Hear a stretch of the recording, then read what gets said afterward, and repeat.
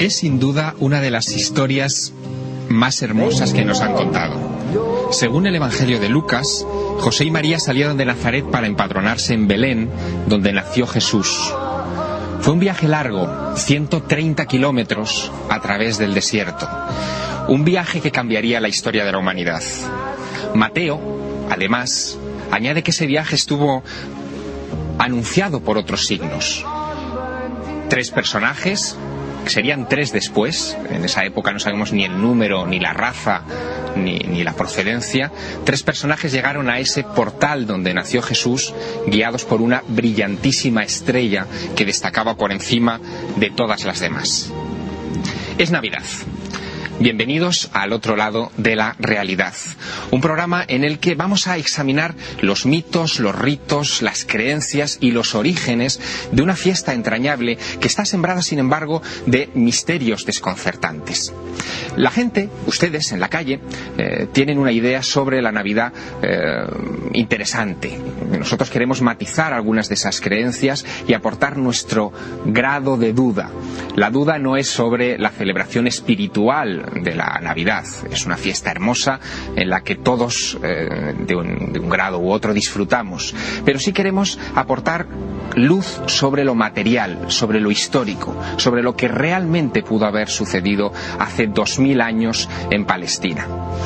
Y hemos sacado nuestros micrófonos a la calle y hemos preguntado en la Plaza Mayor de Madrid, en el centro de la Navidad de Madrid por excelencia, ¿qué es lo que piensan ustedes sobre la fecha en la que celebramos la Navidad? ¿Realmente Jesús nació un 25 de diciembre? Esto es lo que ustedes opinan.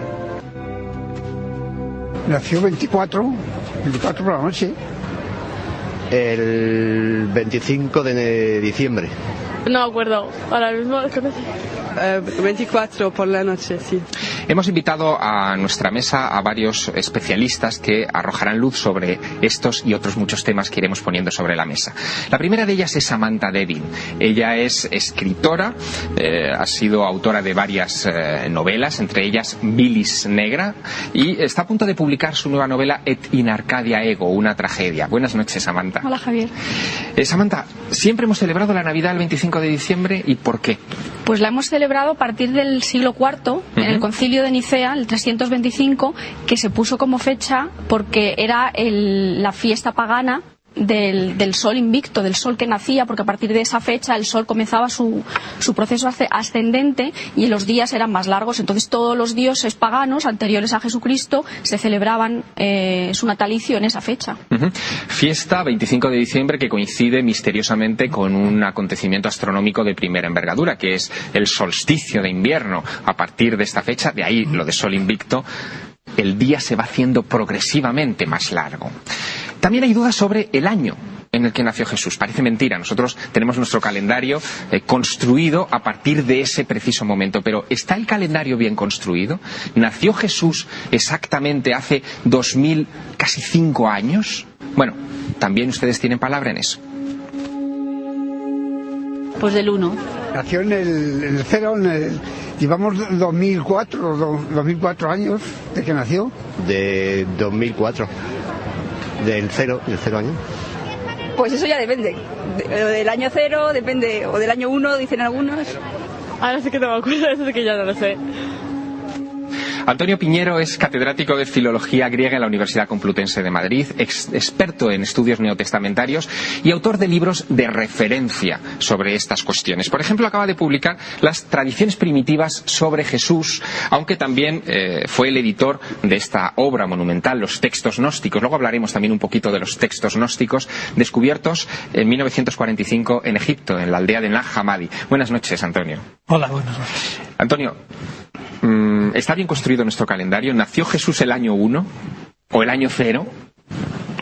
Realmente no. Realmente no, porque en los evangelios de la infancia, tanto Lucas como Mateo, esos 2 capítulos que hablan, son los únicos en toda la Biblia que hablan del momento del nacimiento de Jesús, dice expresamente que Jesús nació siendo rey Herodes el Grande. Y nosotros sabemos con absoluta seguridad que Herodes el Grande murió el 4 antes de Cristo. Por lo tanto, habría que decir una frase un tanto curiosa. Jesús nació antes de Cristo. Es decir, sin duda alguna, si dejamos un par de años para que tenga lugar el crecimiento de Jesús, las acechanzas de Herodes, la matanza de los inocentes, etcétera, lo más seguro es que Jesús naciera 6 años antes del año 1. Es decir, pues 6 años antes de la era cristiana. ¿Quieres decir que cuando suenen las campanadas este año en la Puerta del Sol de Madrid, en vez de celebrar la entrada del 2005, deberíamos estar celebrando realmente la entrada en el 2011? No podemos decir sí y no. Sí, porque no podemos decir que sea el 2011. Puede ser el 2010, el 2011 o el 2012. Pero aproximadamente por ahí. Llevamos 5, 6, 7 años de desfase probablemente voluntario. Hay otro aspecto relacionado con la Navidad, que es el lugar de nacimiento de Jesús. Nosotros tenemos la idea de que Jesús casi nace por accidente en un portal, casi de cualquier manera, pero hay muchas dudas razonables también sobre este aspecto. José era carpintero, que decirlo en esa época era como decir ser hoy casi ministro de Economía, es decir, es alguien de la jet set. Un carpintero era un personaje importante en su época. Un arquitecto.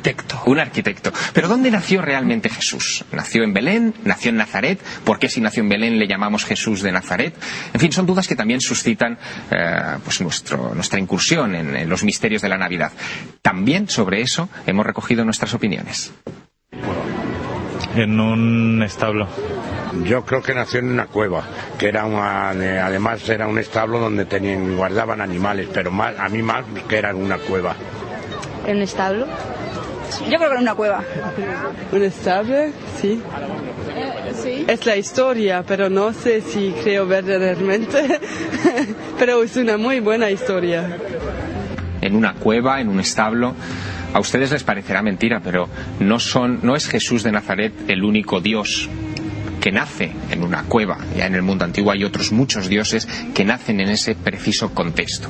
Sobre esta cuestión tenemos otro experto invitado en la mesa que creo que les va también a resultar muy interesante. Él es Yogari Pujol. Buenas noches, Yogari. Buenas noches. Yogari es especialista en la exégesis del Nuevo Testamento, lo estudió en la Universidad de Estrasburgo, ex sacerdote, y publicó hace algunos años un libro que se ha venido reeditando constantemente, que es Jesús 3000 años antes de Cristo. Un título, sin lugar a dudas, provocativo. ¿Cómo que Jesús 3000 años antes de Cristo? Es decir, ya no estaríamos hablando de que nació en el 7 antes de Cristo, como nos decía Antonio Piñero, sino que hay evidencias de que.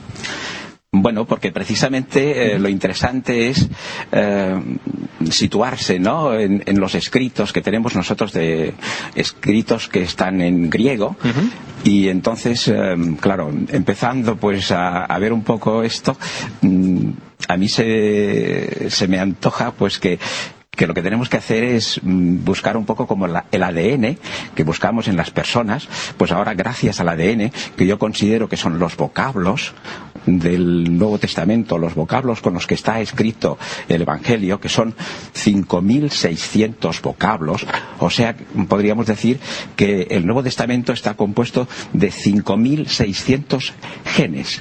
Y entonces, estudiando el ADN, yo lo he estado haciendo durante mucho tiempo, pues llego a la conclusión de que el ADN del Evangelio es un ADN pues creado literariamente por sacerdotes de Serapis. O sea que Jesús nació en Sácara porque unos sacerdotes de origen judío, de la 3ª o 4ª generación, que vivían en este monasterio bajo los auspicios de Osiris y bajo los auspicios del nuevo dios sincretista Serapis, pusieron en marcha, después de la destrucción de Jerusalén por Tito y Vespasiano, pues empezaron a hacer una nueva religión sincretista. ¿Quieres decir que algunos de los aspectos de los evangelios han sido tomados de textos muy anteriores? Yo creo que lo interesante es, al principio creía que eran unos cuantos textos los que podrían haberse, digamos, los autores del evangelio influenciado, ¿no?, inspirado. Pero ahora, en estos momentos, he llegado a la conclusión de que todo el 90% de los textos que están en el Nuevo Testamento van a buscar fuentes egipcias. Yo haría una imagen vale más que 1000 palabras. Tenemos una que es muy tradicional pero muy interesante. Es una imagen de la Virgen con el niño Jesús en el regazo, que es muy similar a las representaciones antiguas de la diosa Isis con su hijo Horus también en el regazo. Esta sería Isis, una imagen tradicional de Isis con el niño en el regazo, muy muy muy parecida a esas otras que después veríamos en toda la iconografía cristiana. Es decir, que la transmisión no solamente es textual, sino también de imágenes, ¿no? Una profesora mía de egiptología de la Universidad de Estrasburgo, experta en egiptología, ha publicado un libro, es Françoise Dunant, que ha escrito un libro precisamente sobre Isis y la Virgen María, y creo que ya ha demostrado pues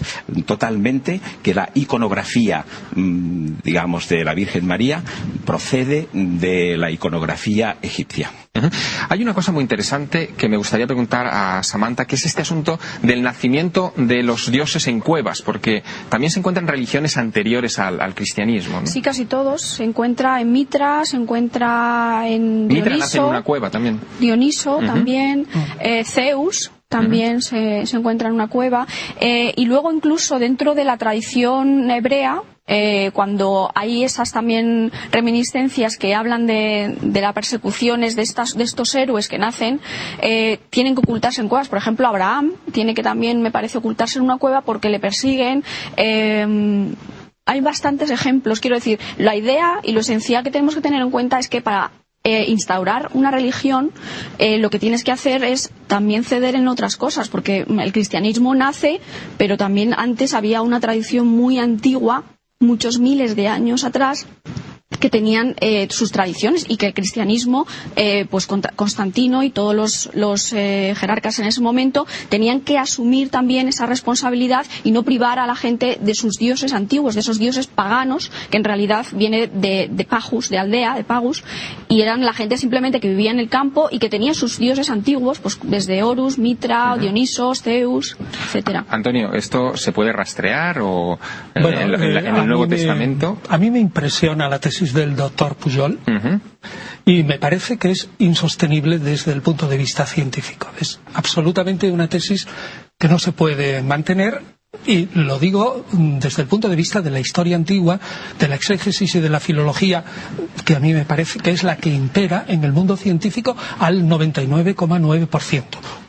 Convendría distinguir entre lo que son los textos del Evangelio y otros del Nuevo Testamento que están escritos en el siglo I y en griego, y otras fuentes remotas que yo no le llamaría fuentes, le llamaría paralelos. Estamos en un mundo religioso.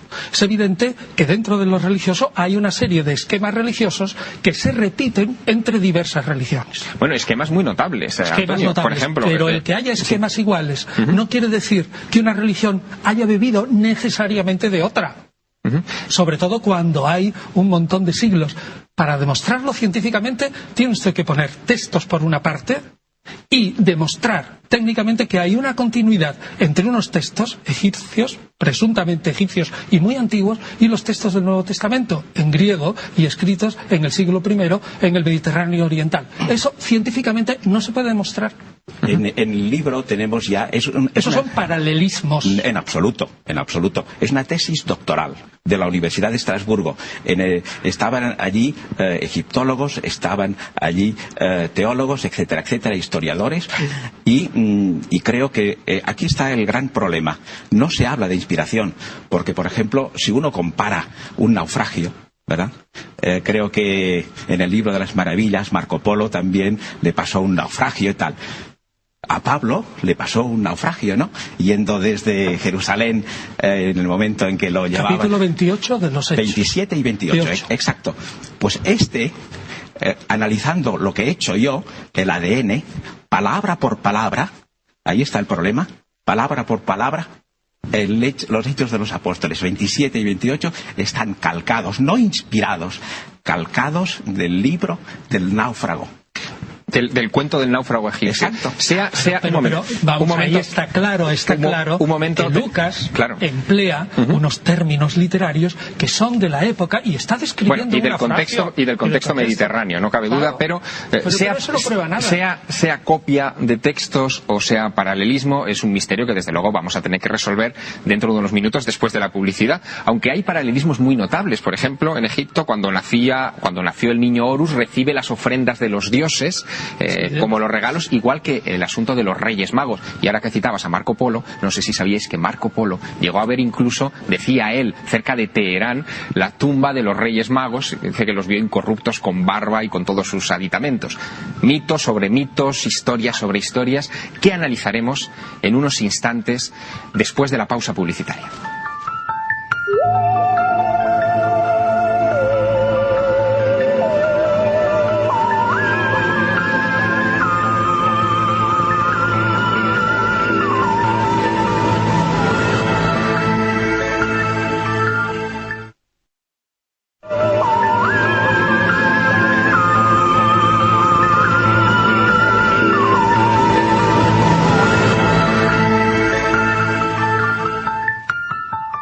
Hemos dejado nuestra conversación casi en el fragor del debate, en esa contraposición sobre si los evangelios, el Nuevo Testamento está copiado de textos antiguos, casi de forma literal, o si hay simplemente paralelismos a la hora de describir a la figura de Jesús de Nazaret con respecto a figuras míticas importantes. Y Antonio Piñero se ha quedado con la palabra en la boca. Por favor, Antonio. Bien, lo que yo quería decir es que a esa tesis honorable de Estrasburgo yo quiero oponer otra tesis doctoral que lleva el título nada menos que La vida oculta de Jesús. Este es el volumen de conclusiones. Son 3 volúmenes, naturalmente muy breves porque no se puede editar toda una tesis.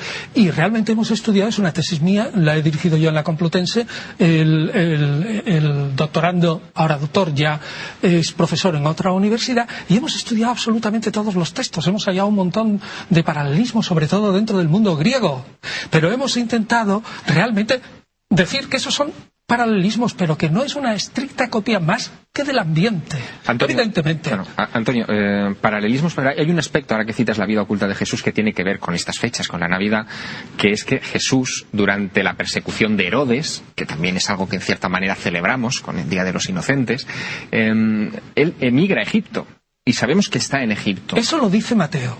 Pero hay una norma en la historia antigua, es que cuando hay una sola fuente, y en esto es Mateo, una sola fuente, el capítulo 2 de Mateo, realmente no puedes sacar unas conclusiones históricas porque no puedes contrastar. Aparte que esa emigración a Egipto está unido con la matanza de los inocentes, que es un hecho monumental, y es un hecho monumental que no aparece en toda la historia antigua, no aparece en toda la vida de Flavio Josefo sobre Herodes, que cuenta los últimos momentos de la vida de Herodes paso por paso. Luego es dudoso. Mateo, en cualquier caso, nos ha dado mucho juego para la historia de la Navidad, porque él describe también otro hecho extraordinario, que es el asunto de la estrella de Belén. ¿Qué fue la estrella de Belén? Fue el cometa Halley, que pasó cerca de esas latitudes en el año 12 a.C. Fue una conjunción de planetas, Júpiter, Saturno y la Tierra, en el año 7 a.C., como propuso nada menos que Kepler, o fue otra cosa. Ustedes también opinaron sobre esto en la Plaza Mayor de Madrid. Una cometa. La estrella era donde nació, donde traía a los reyes. Pues no tengo ni idea, como no sé, un cometa. Estrella, los 3 chicos buscando Jesús por la estrella. Una estrella es que aparecen de vez en cuando y que dio la casualidad que en aquella época, o que estaba programado para que saliera en aquella época y dirigiera a los magos. Sí. ¿Y cuántos eran los Reyes Magos? Nosotros pensamos que son 3, incluso les damos nombres: Melchor, Gaspar y Baltasar. Les desafío a que tomen la Biblia, tomen incluso el Evangelio de Mateo, que es el más explícito, y busquen, el único, que busquen si están Melchor, Gaspar y Baltasar mencionados ahí, o si se cita que son 3. Incluso les desafío a otra cosa, les desafío a que busquen la alusión a un rey negro. Tampoco está. Yogar y Puyol, estas cosas desconciertan a cualquiera. ¿De dónde vienen todas estas creencias? Bueno, a mí me parece que esto es un poco del relleno y de simbolismos, ¿no? Para mí, El problema de poder descifrar el Evangelio, pues ya veis que se han escrito miles y miles de libros y que todavía estamos andando en ello, ¿no? Pero a mí me parece que la clave para descodificar el Evangelio hay que buscarlo primeramente. El Evangelio para mí es un mito.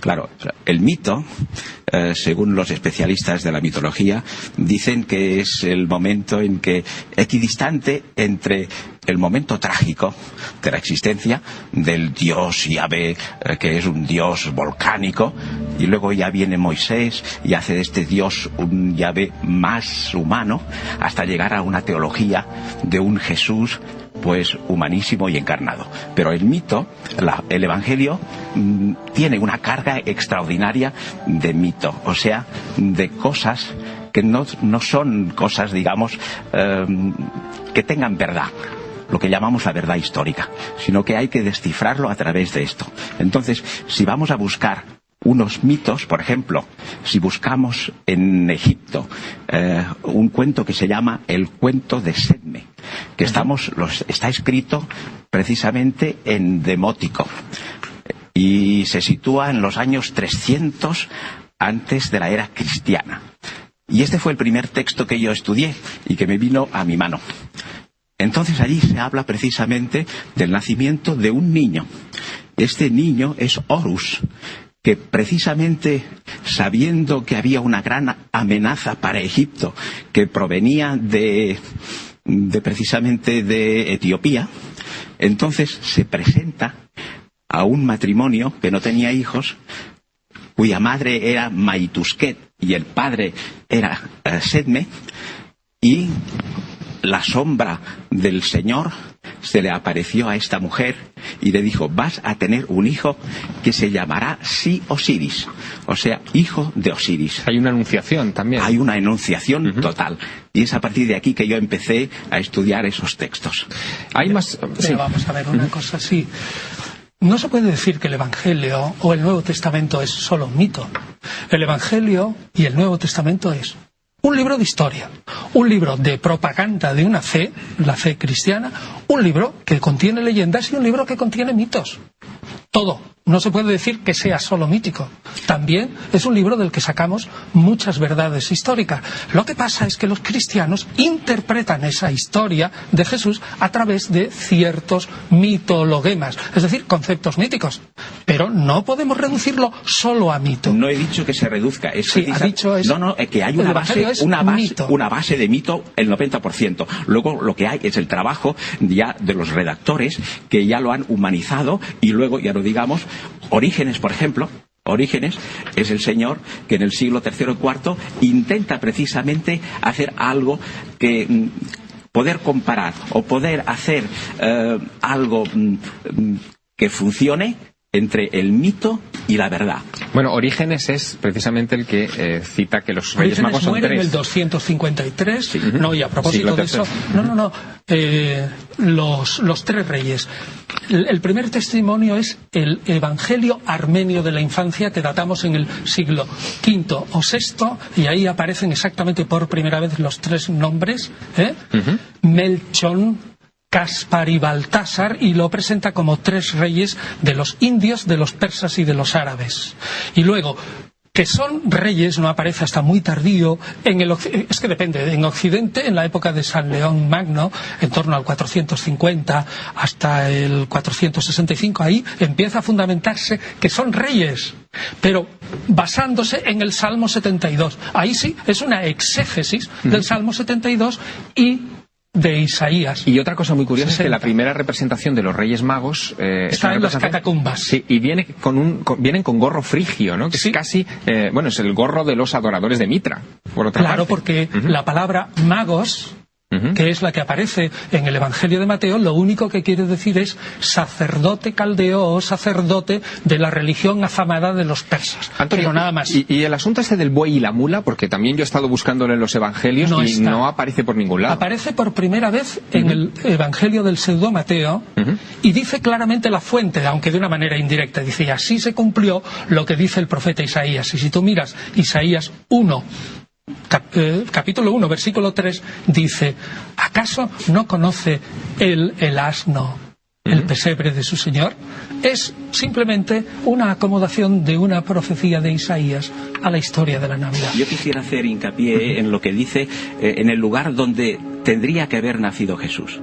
Tendría que haber nacido, en griego es el Catalima. ¿Estamos de acuerdo? No, lo que dice, bueno, tendría. Es decir, lo que dice Lucas 2.7, sí. Es decir, no había lugar, topos autón para ellos en Catalimati. En Catalima. Es decir, Catalimati, sí. En nativo, es decir, en la hospedería. Hospedería. Y por eso se fue a un pesebre. Muy bien. Fatne en griego. Muy bien. Pero no dice nada de la cueva. Pero ya ha dicho muchísimo. Porque claro, cuando uno estudia un texto, aquí me parece que la gran diferencia que hay entre los que estudiamos un texto, ahora, por ejemplo, me viene a la cabeza los que estudian el cuento de los 3 cerditos. Hay gente que no se contenta con los 3 cerditos, porque para mí lo importante es saber por qué son 3. Y para mí lo importante del Evangelio, hay otras personas que les interesa la historia, como ha venido después libros y libros y libros de los apócrifos, porque no están contentos con lo que tienen. Pero a mí me interesa lo que tenemos de los Evangelios. Y Catalima para mí es esta, la hospedería. Catalima. Sí, exacto. Pues muy bien, ese Catalima, pues, ¿qué dice? Hay algo muy interesante, y es que es un apax, ¿verdad? Lucas 2 veces. Sí, 2 veces. Solamente pero no hay 2. No es un hapax en griego. Bueno, no entremos por favor en cuestiones filológicas. Es que es interesante porque es una palabra única que entonces Lucas la vuelve a colocar. Y me parece a mí que es muy, muy interesante porque lo que llamamos nosotros el cenáculo es precisamente, otra vez sale, ¿verdad? Es donde celebró Jesús la última cena, en el Catalima. Pone allí. Entonces, pero si Catalima lo que significa es desatar camellos. Es una hospedería donde se desatan los camellos. Bueno, dejemos este asunto, por favor, filológico, porque no nos lleva a ningún lado. Sí que tiene, porque el Catalima, ¿sabes dónde estaba? Estaba precisamente en el monasterio de Sácara, allí donde se escribió el Evangelio. Venga. Bueno, hay muchas más cosas que me gustaría poner sobre la mesa antes de que los ánimos se enciendan todavía más, y que tienen que ver con un dicho, esto de la blanca Navidad. Tal vez deberíamos reformarlo por blanca y a veces pagana Navidad, porque hay muchos elementos decorativos que ustedes tendrán en estos momentos en su casa, que estarán preparando ya los festejos. La semana que viene es Nochebuena, como por ejemplo el árbol de Navidad. Esto tampoco es propiamente de la cultura cristiana. ¿De dónde viene el árbol, Samantha Devin? ¿De dónde viene esta costumbre de poner un árbol en las casas? Pues casi todas las tradiciones que tenemos nosotros de la Navidad la traemos de las tribus nórdicas, de los chamanes del norte de Europa. Entonces, el pino y el abeto, es donde nacía, debajo de esos árboles, la manita muscaria, que es el alimento de los dioses para las tribus nórdicas y sobre todo para las chamánicas, porque con ella entraban en contacto con sus dioses. Es un enteógeno, una sustancia natural, una seta, que lo que hace es que tiene propiedades que, bueno, pues se pueden llamar alucinógenas, pero según un término que se acuñó en los años 50, se dice que lo que hace es que Dios entra dentro de nosotros. Entonces la manita nacía debajo de los abetos, debajo de las coníferas y los abedules. ¿Eso tiene que ver con los regalos, por ejemplo? Pues los regalos eran precisamente esas setas que Papá Noel, se supone, en las tiendas donde vivían las tribus, eran como las que conocemos ahora de los indios americanos, que tenían en el centro un agujero para la salida de humos. Bueno, pues el chamán entraba por allí y dejaba las setas, y es por lo que nosotros creemos que Papá Noel baja por la chimenea y nos deja los regalos, porque para ellos era un regalo. Bueno, no los deja en cualquier sitio, los deja en un calcetín. En un calcetín. Claro, porque la manita muscaria, para poderse consumir seguramente, necesita estar deshidratada. Entonces el chamán lo que decía es que la gente pusiera en telitas sobre la chimenea la seta para que se deshidratara antes de poder consumirla. Papá Noel. Este es otro personaje importante de la Navidad, que nos remite a un santo, en realidad, un santo turco del siglo IV, que se llama San Nicolás. Tenemos incluso algunas imágenes de este San Nicolás que vamos a ver enseguida, y que de una manera un poco misteriosa, este personaje, este obispo relacionado con los niños, porque lo cuidaba mucho. Sí, pero no digas turco, porque es San Nicolás de Licia en ese momento, es griego. Sí, bueno, claro, evidentemente, claro. Eso es un santo griego, aún en la actual Turquía. Vale. Pues bien, este personaje, por un acto casi mágico del marketing, se convierte de repente en otro personaje que vamos a ver a continuación, que se reforma en los años 30, la imagen actual, por parte de Coca-Cola. Es decir, es Coca-Cola, Samantha, la que crea este personaje que hoy vemos en las calles regalando los caramelos en el centro de Madrid, ¿no? Sí, pero en un principio era, también hay una leyenda que dice que era un dios teutón llamado Nícar, y que fueron los cristianos los que lo llamaron luego San Nicolás, y que por otro lado, como la Iglesia también demonizó muchos de los dioses paganos, había le llaman también el Old Nícar, que era el viejo Nícar, que era como se referían también al diablo. Pero los colores que vemos ahí de la ropa de Santa Claus son el rojo y el blanco, que son los colores de la manita muscaria. En realidad los de Coca-Cola no iban muy desencaminados, porque siempre a San Nicolás se le ha representado con rojo y con blanco. Escucha lo que han opinado algunos madrileños sobre quién creen ellos que es realmente Santa Claus o Papá Noel. ¿El Papá Noel? Ese que da regalos que se mete por la chimenea. El Rey Mago de los americanos o algo así, ¿no?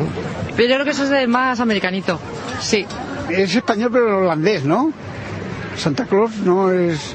Él vive en el norte, en Islandia, sí. Sí. Santa Claus, bueno, en la Biblia no menciona nada sobre Santa Claus. Se dice que puede haber sido algún santo de alguna tradición nórdica.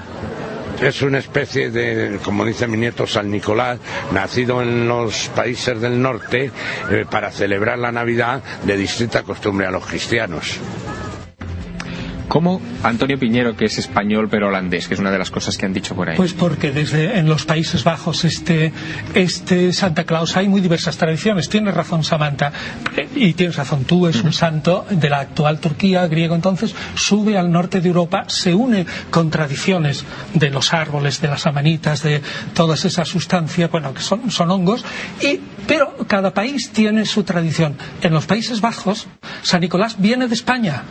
Es decir, viene del Oriente de alguna manera y aparece con el Der Zwarte Pieter, el Pedro Negro, y es la primera vez que aparece ahí un Nicolás con un negro, pero eso es de los Países Bajos. Oye, ¿y es verdad que el Rey Negro aparece en la Italia de los Medici, que es a partir de ese momento cuando... Yo no estoy seguro de eso, no lo sé. Pero es muy posible, desde luego, en donde aparecen los llamados reyes, que solamente es en las catacumbas, como dije antes, o sea, en las tumbas de los cristianos, lo que aparecen son de vez en cuando alguna coronita o algo así, pero reyes estrictamente... Hasta el siglo V o VI nada. Hay una cosa muy peculiar, y permítame que dé un pequeño salto en el tiempo. Consultando a Plutarco, es un escritor del siglo II después de nuestra era, él dice que que a Osiris lo matan un viernes y que resucita 3 días después. Esto también tiene evidentes paralelismos con la historia de Jesús, claro. Bueno, aquí como vamos a salta de mata, pues es un poco imposible, digamos, establecer las cosas con profunda... centrémonos en las cosas evidentes. Pero las cosas evidentes, para mí, está clarísimo que Jesús, en el mito global del Evangelio, pues han colocado toda una serie de mitos juntos, ¿no? Uno de ellos es, por ejemplo, el mito de Osiris, la muerte, la traición... y entonces resucita al tercer día, etcétera. Es la muerte y la resurrección. Pues en el Evangelio está plasmado esto, pero hay otras cosas. Por ejemplo, está plasmado lo que es para mí muy importante, la abertura de la boca, o sea, el momento en que después de la muerte de Jesús y preparando su resurrección, pues entonces aparece María Magdalena, y ella, creo yo, que a partir de este momento se le está haciendo a Jesús el rito de la apertura de la boca egipcia. Me gustaría terminar un poco esta introducción, este sobrevuelo sobre los misterios de la Navidad, con algo muy interesante, Antonio Piñero, que es al respecto de la virginidad de María. También es algo muy navideño, es decir, el asunto de la anunciación y después el parto de la Virgen, pero no siempre se pensó en el seno del cristianismo que la Virgen había seguido siendo virgen después de parir a Jesús, que pudo haber tenido hermanos, ¿no? Eso es clarísimo desde el punto de vista de la historia, y es que en toda la historia antigua de la Iglesia, hasta más o menos el año 253, a la muerte de Orígenes, solo hay un testimonio un testimonio de la virginidad total de María, y es un evangelio apócrifo que le llamamos protoevangelio de Santiago a partir del siglo XVI, pero que el título es probablemente el libro de Santiago, y que defiende toda la virginidad perpetua. Ahora, lo que sí es claro es que el cristianismo primitivo le interesa defender el nacimiento espectacular del héroe Jesús. Y para eso se une a las teorías del mundo antiguo que un nacimiento espectacular de un héroe es cuando nace de una madre virgen inseminada de un dios. Ahí yo sí que admito perfectamente que hay una serie de alusiones que valen. Ahora, el resto, ¿qué hizo María después de tener virginalmente a Jesús? A la Iglesia antigua, salvo unos pocos, hasta el siglo III no le importa. Y más bien tenemos lo contrario. Lo contrario. Bueno, estáis sentados en una mesa y ustedes están viendo un programa muy especial. Es un programa lleno de regalos, de motivos navideños. Y el último regalo que se ha acercado hasta esta mesa es nuestra compañera Carmen Porter, que es además quien nos trae las comunicaciones, las dudas, las preguntas de todos ustedes. Como hoy es el último programa de esta temporada del otro lado de la realidad, hemos ampliado el espectro dedicado a todos ustedes, a sus dudas, y les pedimos a nuestros invitados que se queden con nosotros en estos minutos para que nos ayuden también a resolver algunas de las peculiaridades sobre las que todos ustedes nos cuestionan cada semana. Buenas noches, Carmen. Buenas noches, Javier. Felices fiestas. Igualmente. ¿Qué cosas nos preguntan nuestros espectadores? Pues hay muchas cosas relacionadas sobre todo con Jesucristo, con la Virgen. Si quieres vamos a empezar con una pregunta que nos hacía llegar Caterina Conde, en la que nos decía que la figura de Jesús siempre le ha parecido muy enigmática, pero que se llevó una gran desilusión cuando hace unos años vio cómo le representaban, cómo podía ser Jesucristo en realidad.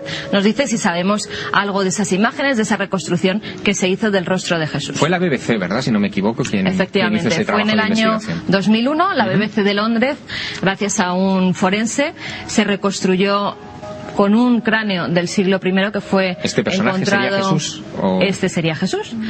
Se reconstruyó a través de un cráneo que fue encontrado en un cementerio judío. Era un cráneo del siglo I, y gracias a ese forense, que se llamaba Richard New, pues se ve a este hombre con pómulos, con nariz prominente, con pelo rizado, con ojos saltones, con tez morena, todo lo contrario de cómo nos lo representan pictóricamente al Jesucristo en realidad. Antonio Piñero, esto... Es que eso es un tipo típico de la Palestina del siglo I, lo cual no quiere decir que fuera Jesús en concreto, sino el tipo predominante que se puede reconstruir por medio de un forense a través de los cráneos que sacamos de esa época. Pero eso no quiere decir que fuera Jesús, ni tampoco, o sea, no se puede decir ni que fuera ni que no fuera, ni tampoco se puede decir que Jesús no fuera una excepción. Lo que sí sabemos que era un personaje seductor, eso es claro, y que arrastraba las masas, y que era un hombre, un gran literato, y que decía unas cosas que llamaban profundamente la atención. Eso sí que lo sabemos históricamente. Ahora, si era feo, si era guapo, la única descripción que tenemos de un personaje es de San Pablo, y es falsa también. Y está en los Hechos de Pablo y Tecla al principio, y presenta a un San Pablo pues patizambo, con una nariz aguileña y con unas cejas así, y a partir de ahí se han hecho toda esa serie de especulaciones. Lo único que dice, después de describirle feamente, dice el texto: pero estaba lleno de gracia.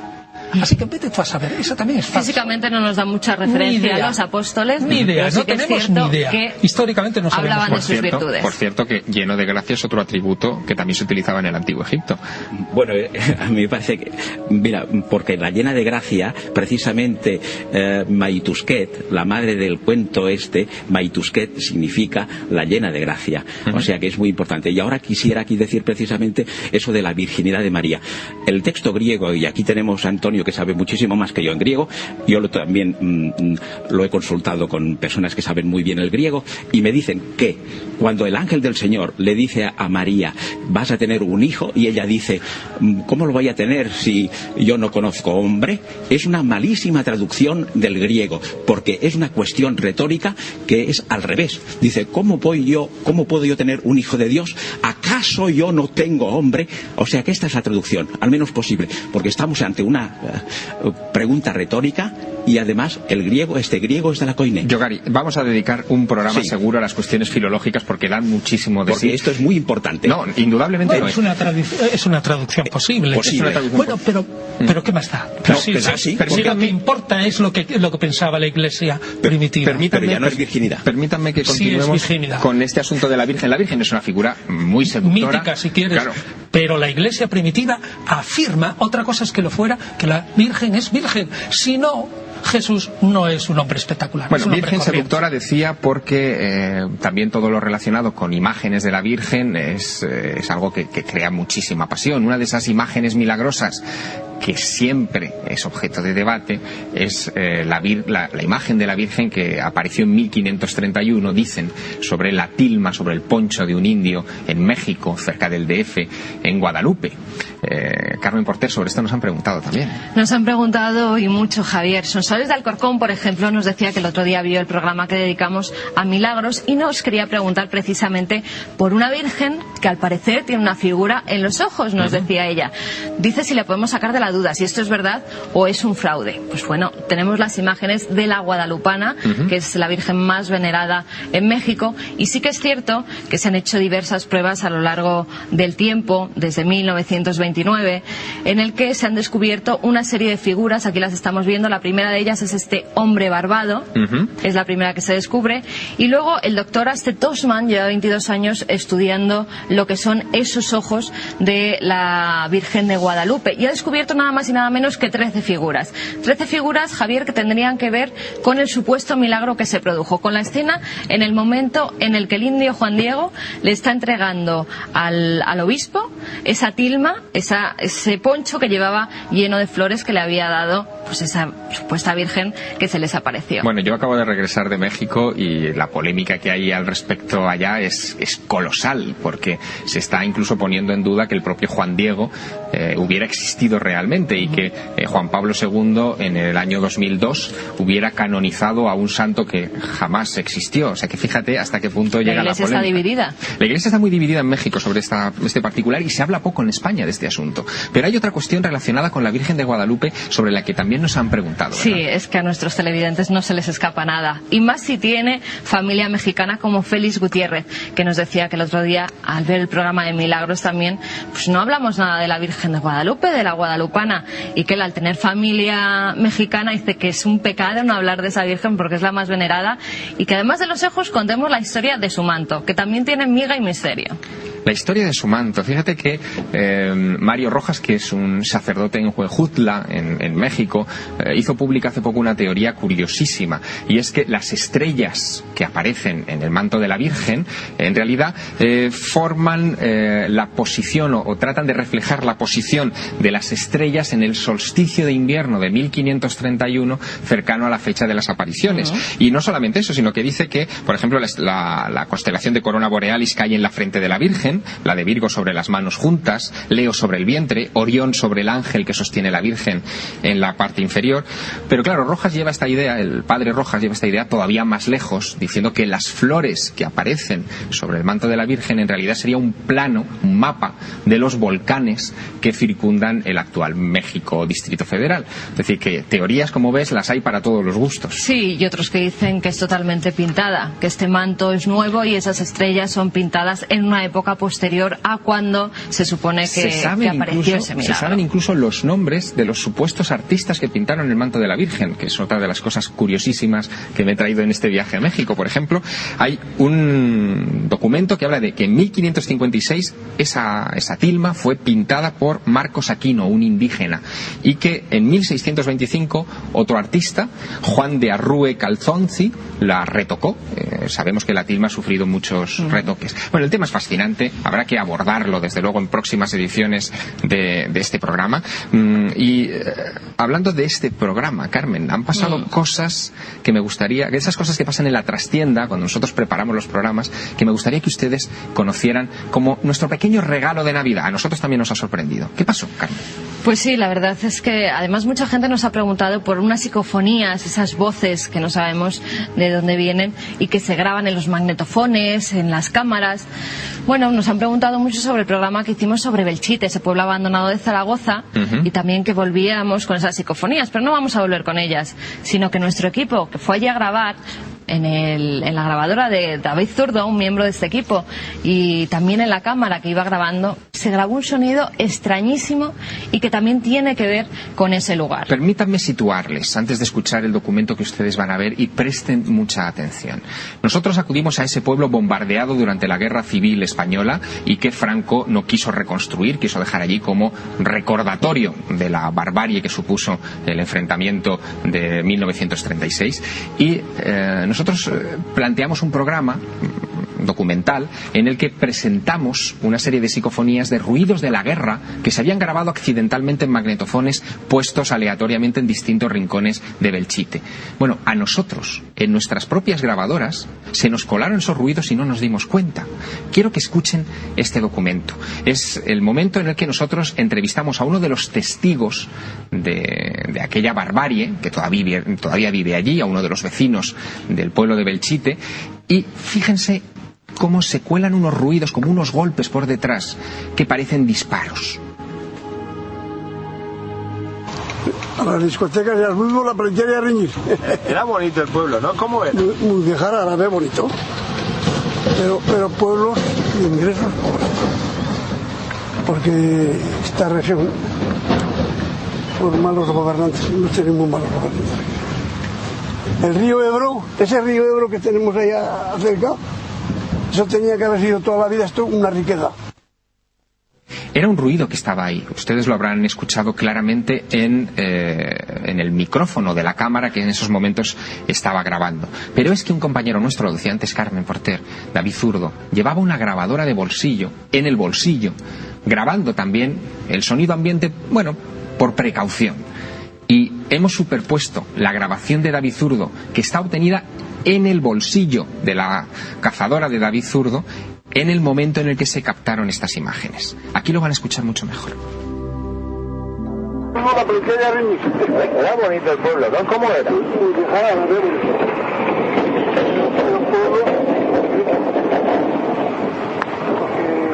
Esta región, por malos gobernantes, no tienen ningún malos. El río Ebro, ese río Ebro que tenemos allá cerca, eso tenía que haber sido toda la vida una riqueza. Yo me he quedado un poco impresionado con este sonido y me gustaría preguntarle a nuestra invitada Samantha Devin, escritora, ¿cómo ve una escritora que pasen estas cosas, ¿no?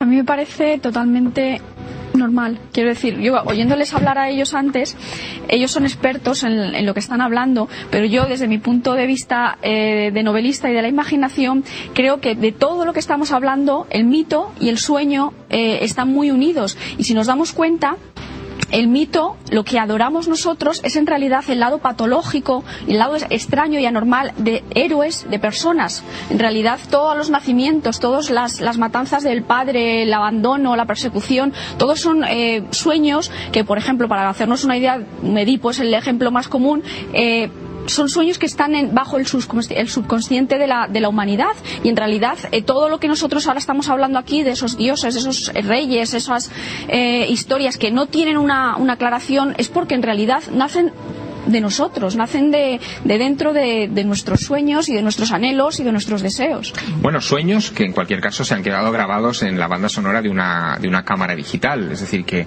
ahí hay algo que merece la pena ser investigado, como merecen ser investigadas las historias de nuestro compañero y buen amigo Iker Jiménez. Les hablábamos antes de que este es un programa especial de Navidad lleno de regalos. Bueno, también nos han hecho un regalo, que es este libro, La noche del miedo, de Iker Jiménez, en el que se repasan algunas cosas realmente sorprendentes. Carmen, ¿en qué investigaciones ha estado metido Iker durante estos últimos 3 años? Cuéntanos. Pues lo decías bien, Javier, durante los últimos 3 años Iker ha seguido una historia que ocurre en una base militar, en la que pues hay una historia impresionante, apasionante, donde se aparece un extraño ser. Pero eso tiene que ver también con apariciones en la carretera, Javier. Parte del libro se centra en esas apariciones. Todos hemos oído hablar de la chica de la curva, esa que muchas veces subimos en el coche. Pues en este caso, en esa finca en concreto, había una historia de chica de la curva, donde luego más tarde ocurre ese suceso de unos soldados que se encuentran con un ser que ellos describen como un fluorescente o verde flotando junto al polvorín. Iker nos cuenta esto, ¿verdad? Lo de la historia de la aparición en la carretera, ¿no? Eso es. Iker nos va a contar esa primera historia que luego enlaza con el caso de verdad que ocurre. Vamos a escucharlo. Quizá la más grave, la más increíble, la que a mí más me ha marcado, es la que ocurre cerca de... Bueno, en la provincia de Tarragona, cuando Javier Martín, un conductor maño, que va acompañado de su mujer y su hija que van detrás, se encuentra no con una figura, sino con una especie de hilera de personajes, al modo de la mítica Santa Compaña, y los ilumina con las largas de su coche. Va circulando paralelo a ellos y se da cuenta que son niños, mujeres y hombres, muchos de ellos vestidos con, bueno, pues un chalequito de pescador, un cubo en la mano, esto se me quedó, un cubo en la mano, una gorrita para el sol. La circunstancia es que eran las 2 de la madrugada y que era un camino absolutamente inhóspito. Él los fue iluminando y cuando sintió miedo es cuando vio que el último de ellos tenía la cara completamente deforme y carbonizada, ¿no? Siempre, según su testimonio, él sigue caminando con su vehículo y los pilotos traseros del coche, los rojizos, siguen iluminando a aquella gente que se quedó allí. Unos miraban al frente y otros miraban al campo, a la planicie. Él continúa y da un grito, no puede mantener más el miedo, que despierta, por supuesto, a su mujer y a su hija. ¿Cuál es el susto de Javier Martín cuando les explica lo que ha ocurrido y cuando su mujer le explica a su vez el lugar donde estaban? El punto kilométrico exacto de la 340 donde estaban era la entrada al camping de los Alfaques, donde murieron 433 personas carbonizadas en el 10 de julio del año 78. 40.000 litros de propileno líquido hicieron una especie de bomba que en un segundo dejó a la gente carbonizada. Gente que estaba bañándose en la playa con cubos, con gorritas, quedaron convertidos en carbón. Gente que estaba echando la partida de cartas quedaron convertidos en figuras de cera. Y eso estaba ahí. Javier Martín se llevó un susto tremendo al comprender que ocurría eso allí porque él no lo conocía. Y yo me quedé, imaginaos, amigos televidentes, el susto que me llevé yo al comprobar que efectivamente la historia de un pasado trágico y la visión terrorífica 25 años después se correspondían. No es casualidad que hablemos de estas cosas en un programa dedicado a los misterios de la Navidad, y no lo es por lo siguiente, porque quién sabe, por lo menos que la pregunta quede en el aire, quién sabe si este tipo de fenómenos que han ocurrido a lo largo de toda la historia de la humanidad, hay relatos de fantasmas y de aparecidos ya en la Roma clásica y aún antes, quién sabe si esto, todavía mucho más atrás en el tiempo, no dio pie a creencias en apariciones de ángeles o incluso no proporcionó la base material, entre comillas, de algunas grandes religiones que hoy consideramos grandes, míticas. Bueno, de todo esto tendremos que hablar en próximas ediciones del otro lado de la realidad. Por desgracia, el regalo del tiempo lo hemos agotado ya. Estamos en esos momentos finales, y no solamente finales de este programa, sino finales de esta temporada del otro lado. Nuestro equipo se va a embarcar en las próximas semanas en trabajos de investigación de campo para poderles ofrecer, dentro de un tiempo, nuevas imágenes, investigaciones y testimonios que abundarán en los muchos misterios que nos rodean. Nuestra intención es arrojar luz sobre esos puntos oscuros de la historia y de la actualidad. Hoy lo hemos intentado, y lo hemos intentado gracias a nuestros invitados. Gracias, Yogari Puyol, por habernos acompañado. A ti, muchas gracias. Gracias, Samantha Devin. Gracias, Antonio Piñero, felices fiestas. Igualmente. Gracias, Carmen. Nos volveremos a ver en la próxima temporada del otro lado. Claro que sí, Javier. Volveremos a traer misterios a esta mesa, y encantada de trabajar con todo este gran equipo que hemos formado.